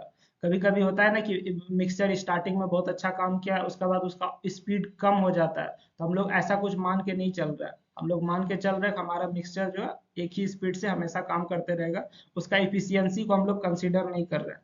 बात समझ में आ रही है? तो उसके अनुसार ये आंसर हो जाएगा। तो आप सीख लीजिए कैसे कैसे निकालिएगा, स्टेप बाय स्टेप देख के, इस तरह का क्वेश्चन अगर आएगा तो आप बना सकते हैं आसानी से, कोई बहुत बड़ा चीज नहीं है। अगला क्वेश्चन क्या कहता है, discuss various rules for providing dummies in a network. किसी भी नेटवर्क में डमी प्रोवाइड करने का क्या क्या रूल्स है वो आपको बताना है, और रिडंडेंट डमी क्या होता है वो भी आपको बताना है। बात समझ में आ रही है? Rules for providing dummies in network, किसी भी नेटवर्क में डमी प्रोवाइड करने का क्या रूल है। तो सबसे पहला डिपेंडेंसी क्लेरिफिकेशन। ठीक है, डमी क्यों दिया जाता है, ताकि आपको ये पता चल सके डिपेंडेंसी बिटवीन एक्टिविटीज, कोई भी दो एक्टिविटी आपस में कैसे डिपेंडेंट है वो सब चीज क्लियर पता चल सके, इसलिए क्या दिया जाता है, डमी दिया जाता है। दूसरा क्या है, अवॉइडिंग लूपिंग, आपका जो है लूपीज लूप नहीं बने इसलिए आपको डमीज दिया जाता है। Dummies help in avoiding circular dependencies. ठीक है, सर्कुलर डिपेंडेंसी को खत्म करने में मदद करता है कौन, डमीज। उसके बाद अगला पॉइंट क्या है, यूनिक रिप्रेजेंटेशन। ठीक है, यूनिक यूनिक आइडेंटिफायर होना चाहिए, इसलिए हम लोग क्या करते हैं, डमीज देते हैं। मतलब हर एक्टिविटी का जो है अपना एक खास पहचान होना चाहिए, उसके लिए हम लोग क्या करते हैं, डमीज देते हैं।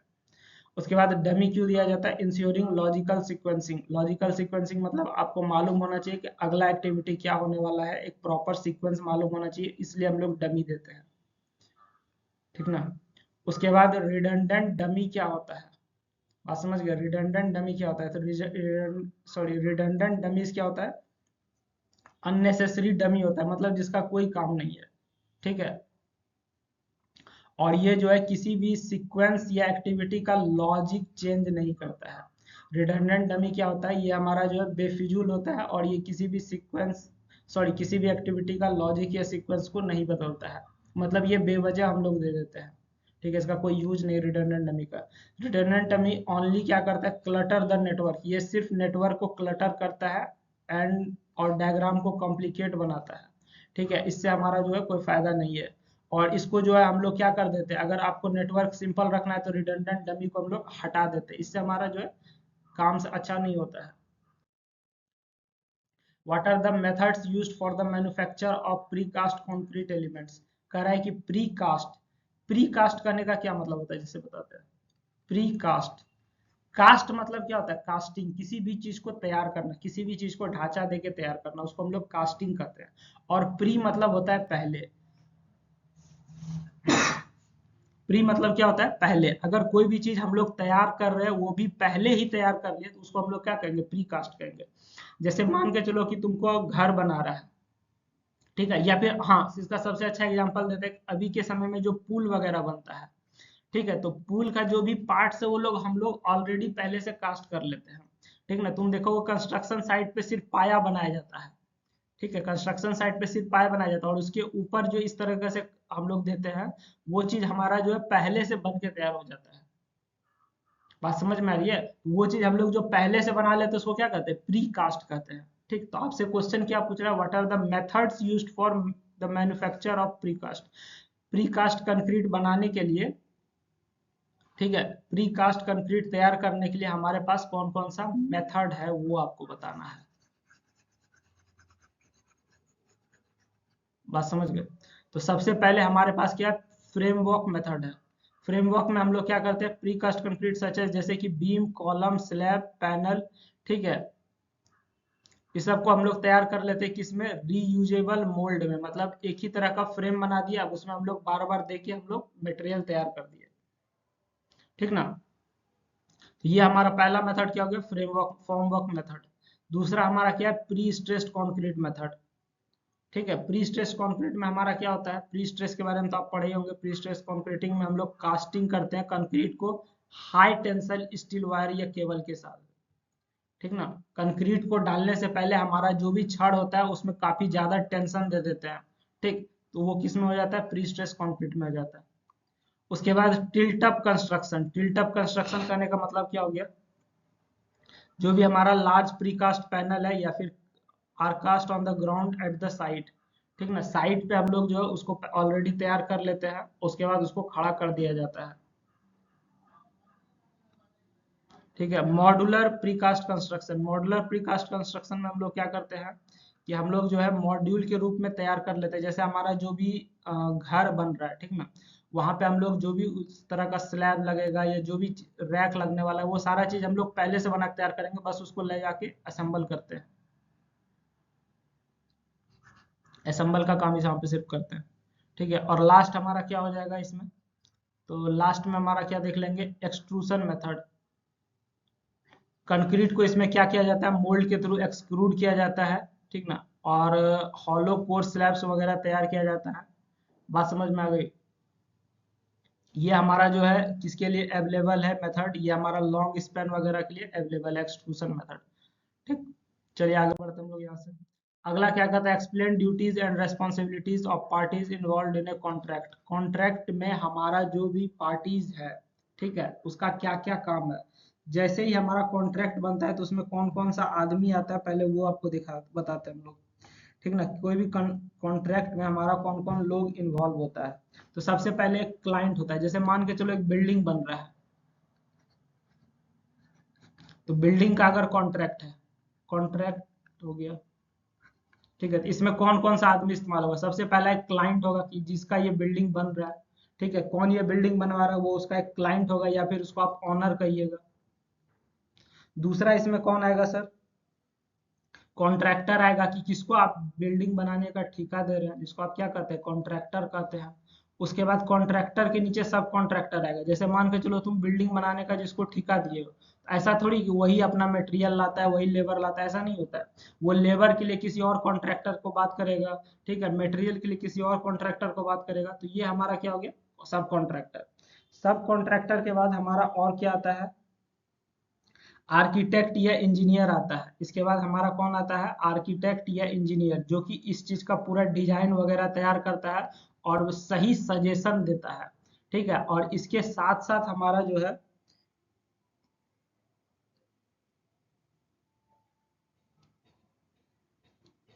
इसके साथ साथ और भी देख लीजिएगा कि और भी अगर कोई आवश्यकता हो लीगल एडवाइस वगैरह के लिए आपको कुछ चाहिए होता है तो वो आप एक्स्ट्रा मान के सकते हैं।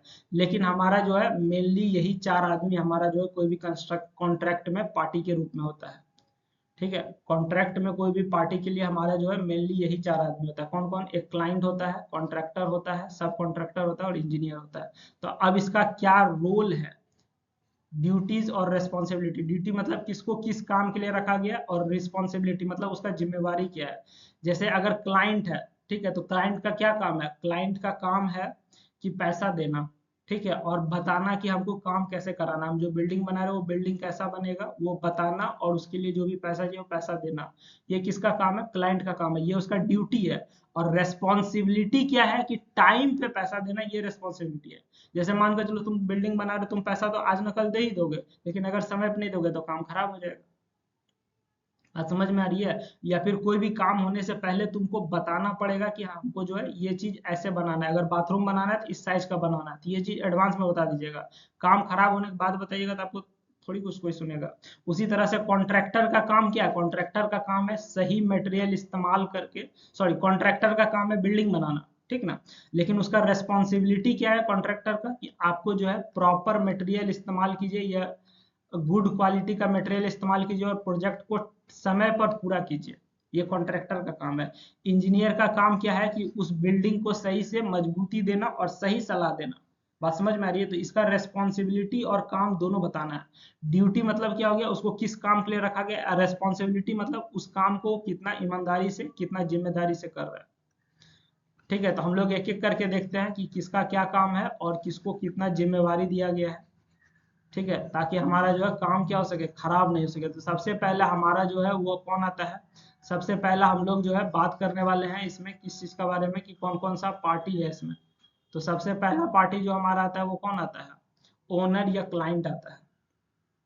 सबसे पहला पार्टी क्या हो गया, ओनर या क्लाइंट। क्लाइंट का क्या काम है, defines the scope of the project, provides clear objectives, मतलब वो क्लियरली बताता है कि आपको चाहिए क्या, हमको जो बिल्डिंग बनाना है उसमें हमको चाहिए क्या, 3 BHK चाहिए, 2 BHK चाहिए, आपको क्या चाहिए एग्जैक्ट बताइए। ठीक है, हमारा बाथरूम बड़ा होना चाहिए, किचन छोटा होना चाहिए, जो भी चीज़ है वो आपको क्लियर बताना पड़ेगा। उसके बाद जो है आप टाइम पे पेमेंट दे रहे हैं कि नहीं दे रहे हैं वो भी आपको देखना पड़ेगा। पैसा आज न कल तो दे ही दीजिएगा, लेकिन अगर समय दीजिएगा तो सही से काम हो जाएगा आपका। ठीक है, मॉनिटर्स द प्रोजेक्ट प्रोग्रेस, आपका जो भी काम है आपके कॉन्ट्रैक्ट के अनुसार, जो भी आप बोले हैं कि हमको ये रिक्वायरमेंट है तो उसके अनुसार काम हो रहा है कि नहीं हो रहा है उसको जाके देख रेख करना।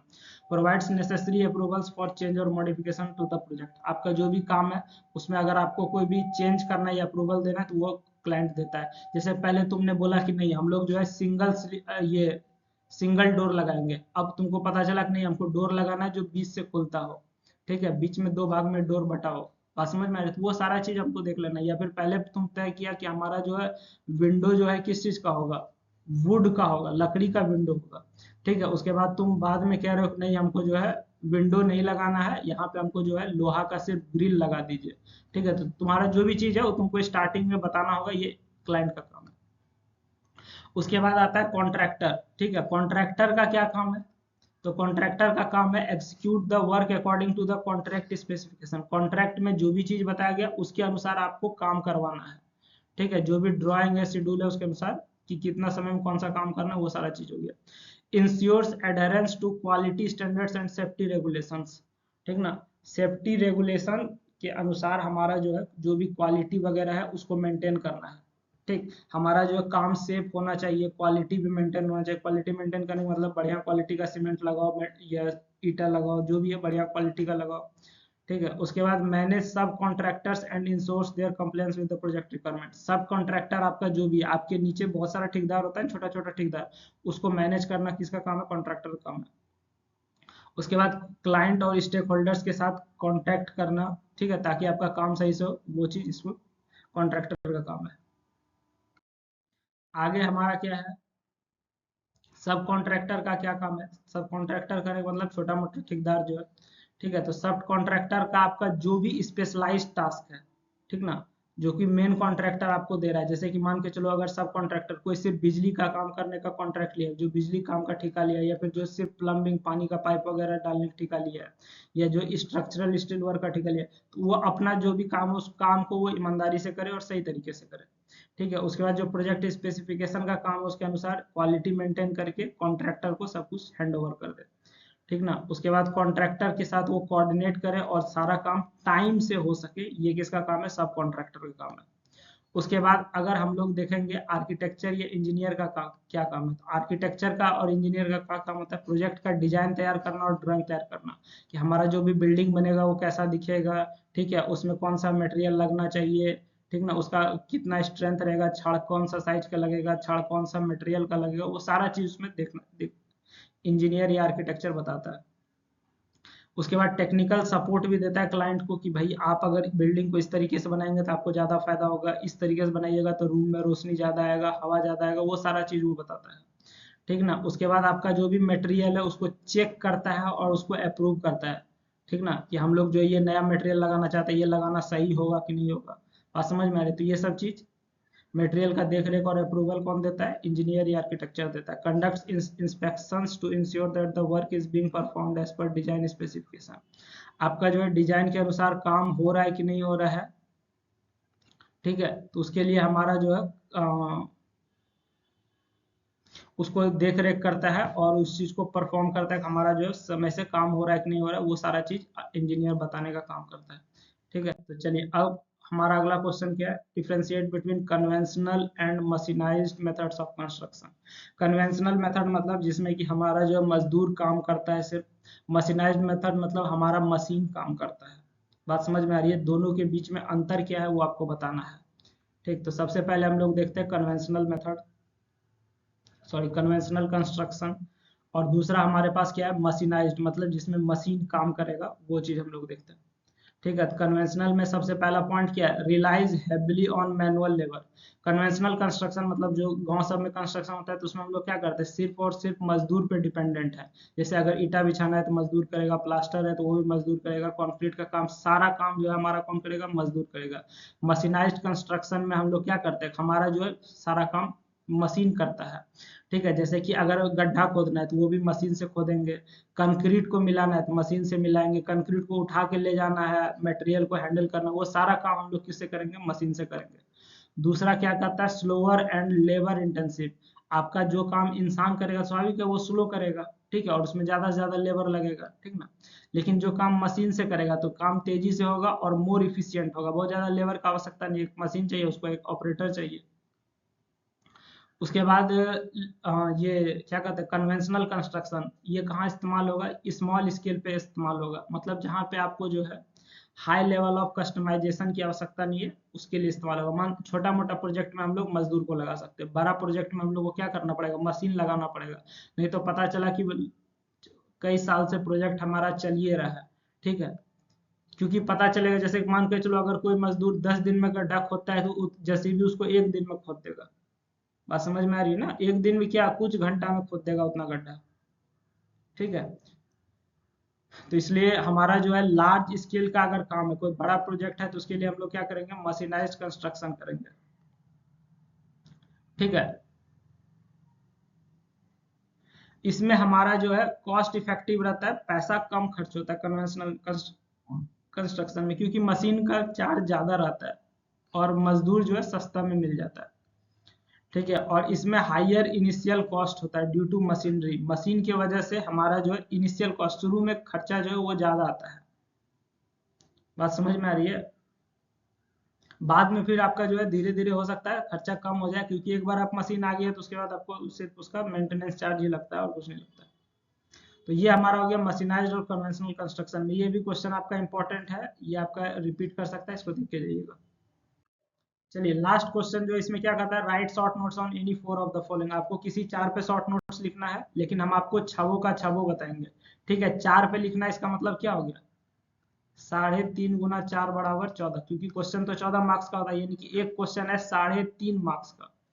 एक क्वेश्चन है आपका कितना, 3.5 मार्क्स का। 3.5 मार्क्स करने का मतलब जो है इसमें आप कितना लिखिएगा, 3 to 4 लाइन्स। इसका आंसर जो होगा वो कितना होगा, 3 to 4 लाइन्स में इसका आंसर हो जाना चाहिए, ये ठीक है। या फिर 3 to 4 पॉइंट्स में आपको इसका आंसर देना है, लाइन्स बोलने से अच्छा है कि आप पॉइंट्स कहिए, ठीक। तो इसको आपको कितना में आंसर देना है, 3 से 4 पॉइंट में आंसर देना है। बात समझ गए। चलिए यहाँ से आपको हम बताते हैं, हर क्वेश्चन को एक एक करके देखते हैं, ठीक है। तो सबसे पहला हमारा क्या है, सबसे पहला आपको क्लैम सेल के बारे में बताना है। तो क्लैम सेल एक तरह का क्या होता है, बकेट होता है, ठीक है। क्लैम सेल जो है एक तरह का क्या है, टाइप ऑफ बकेट है, जो कि कहाँ इस्तेमाल किया जाता है, कंस्ट्रक्शन में, ठीक ना, एंड एक्सकावेशन पर्पस में इस्तेमाल किया जाता है। ये आपका क्या हो गया, क्लैम सेल हो गया। कॉमनली यू कहाँ इस्तेमाल किया जाता है, एक्सकावेशन में, और मटेरियल को हैंडलिंग में इस्तेमाल किया जाता है। इसको क्लैम सेल को ऑपरेट कौन करता है, it is operated by cranes या फिर हाइड्रोलिक आर्म के द्वारा इसको ऑपरेट किया जाता है, किसको, क्लैम सेल को। चलिए अगला हमारे पास क्या है, मॉड्यूलर कंस्ट्रक्शन। मॉड्यूलर कंस्ट्रक्शन में हम लोग क्या करते हैं वो चीज पहले समझते हैं। तो मॉड्यूलर कंस्ट्रक्शन में हमारा क्या होता है, देखिए, modular construction involves the of site pre fabrication. Modular construction में आपका क्या होता है, ऑफ साइट प्री फैब्रिकेशन होता है। मतलब ऑफ साइट करने का मतलब क्या हो गया कि जहां पे हमारा काम चल रहा है उसको क्या कहते हैं, साइट कहते हैं। जहां पे हमारा कंस्ट्रक्शन या कोई भी तरह का काम चल रहा है उसको क्या कहते हैं, साइट। ऑफ साइट करने का मतलब कोई भी चीज हम लोग वहां पे नहीं बना रहे, कहीं और जगह बना रहे, जहां पे हमारा काम नहीं चल रहा है उसको हम लोग ऑफ साइट कहते हैं। ऑफ साइट क्या हो गया कि जहां पे हमारा काम नहीं चल रहा है उसको जगह को क्या कहेंगे, ऑफ साइट कहते हैं। तो मॉड्यूलर कंस्ट्रक्शन में हम लोग जो है प्री फैब्रिकेशन मतलब कोई भी चीज का पहले से उसको तैयार करते हैं किसी और जगह पे, ठीक है। और उस और जगह से तैयार करने के बाद हम लोग जो है जो भी हमारा कंस्ट्रक्शन साइट है जहाँ काम चल रहा है वहां पे लाते हैं, ये मॉड्यूलर कंस्ट्रक्शन हो गया। It speeds up the construction process. हमारा जो है वो सामान ऑलरेडी पहले से बन के आ रहा है, तो हमारा जो कंस्ट्रक्शन का प्रोसेस को स्पीड कर देता है, क्योंकि हमको क्या करना पड़ता है, सिर्फ उसको जोड़ना पड़ता है, और इसमें हमारा कोई भी तरह का वेस्ट नहीं होता है। बात समझ में आ रही है? ठीक है। Commonly used in the construction of residential buildings.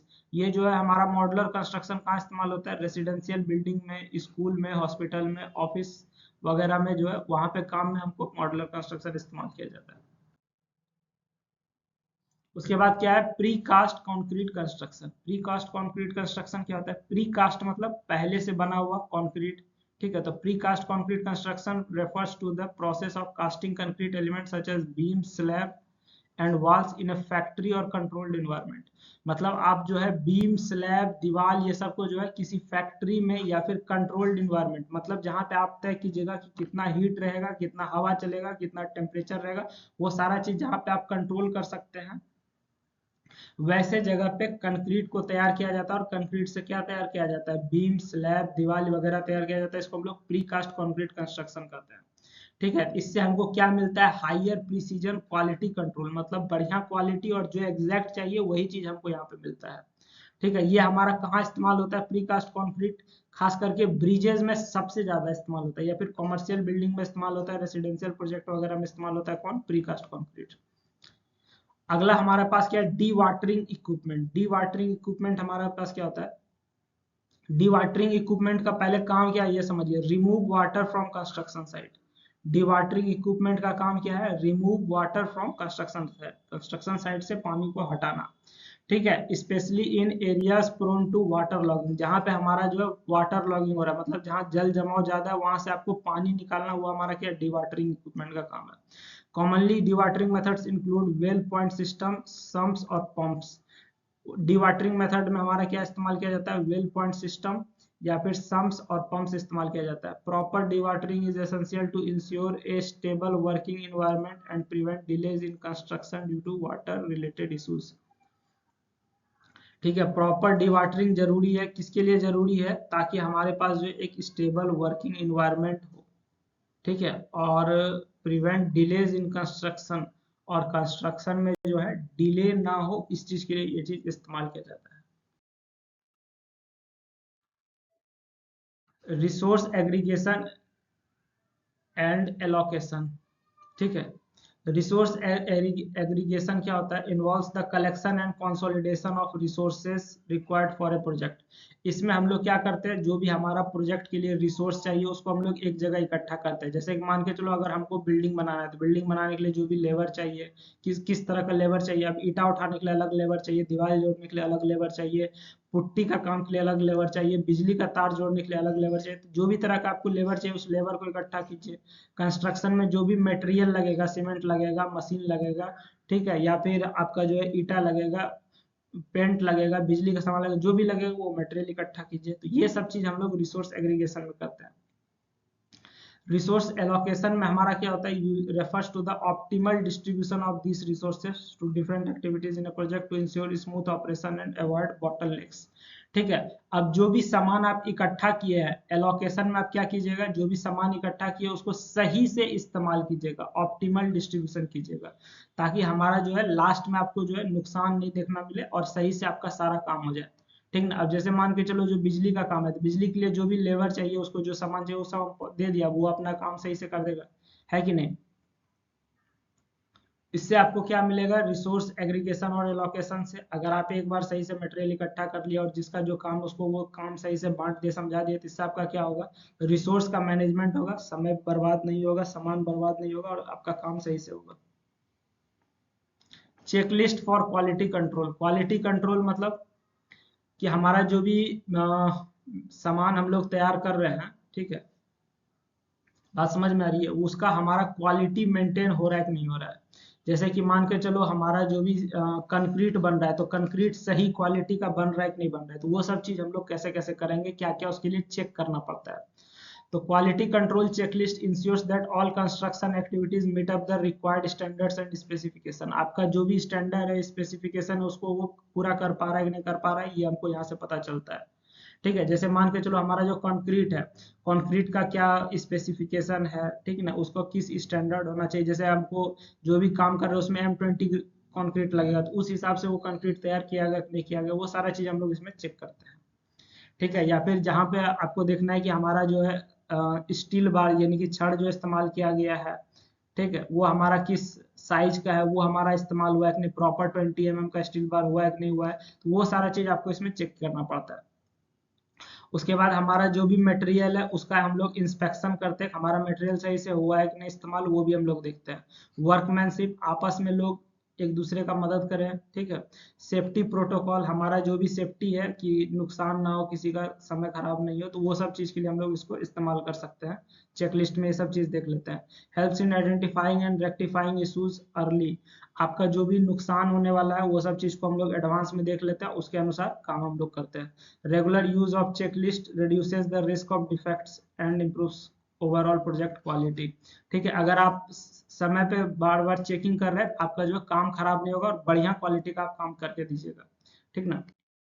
चलिए, तो ये था हमारा इतना ही। और आपको क्या करना है, हमारा बाकी वीडियो देखना है। आपको कोई भी चीज़ का डाउट हो तो कमेंट सेक्शन में पूछ सकते हैं। और वीडियो का डिस्क्रिप्शन जरूर चेक कीजिएगा, कोई भी तरह का चेंज होगा तो वो आपको वहाँ मिल जाएगा, या टेलीग्राम वगैरह का लिंक जहाँ से आप ये PDF वगैरह डाउनलोड कर सकते हो, वो सब वहाँ पे आपको मिल जाएगा। तो इसलिए ये सब चीज़ चेक कीजिएगा। आपको वीडियो अच्छा लगता है तो ज़्यादा से ज़्यादा लोगों को शेयर कीजिए। ठीक है। Thank you.